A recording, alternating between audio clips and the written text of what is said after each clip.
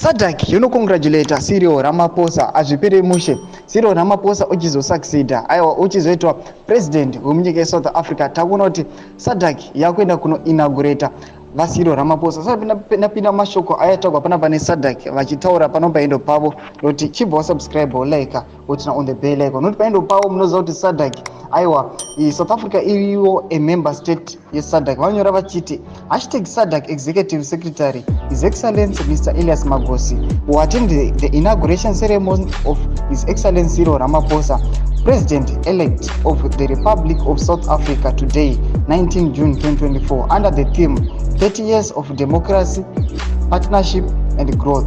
Tikuona kuti aiwa Cyril Ramaphosa akunoinauguratewa neSADC. Aiwa chimbotodze mafunguro enyu SADC yochifambira nawo dzekuno muinaugurata. So muziva kuti aiwa Cyril Ramaphosa ainza aiwa akasucceda ma-elections ake aiwa angari transparent.